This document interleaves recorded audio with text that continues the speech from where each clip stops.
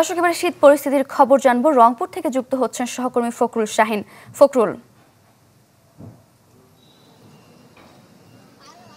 সারিকা, কয়েকদিন ধরে কিন্তু তাপমাত্রা অনেক নিচে আমরা দেখতে পাচ্ছি এবং আজকেও 11 ডিগ্রি সেলসিয়াসের নিচে তাপমাত্রা বিরাজ করছে রংপুর জেলাতেই, এবং রংপুর বিভাগের অন্য জেলাগুলোতে আরও তাপমাত্রা কিন্তু কম আমরা তথ্য পেয়েছি।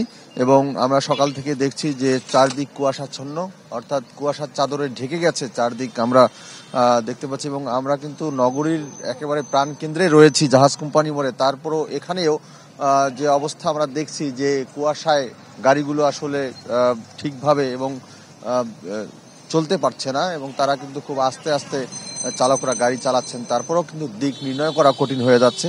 এবং আপনাকে জানিয়ে দেই, সেটি হচ্ছে যে গত 3 দিন ধরেই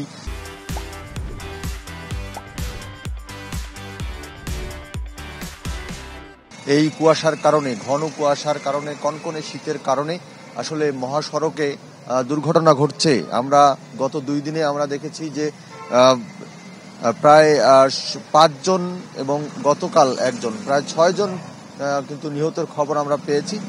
তার মধ্যে 3-4টি যে দুর্ঘটনা সেটি কিন্তু কুয়াশার কারণেই ঘটেছে নগরীর বিভিন্ন স্থানে। এবং গতকাল আমরা যেটি দেখেছি যে রংপুর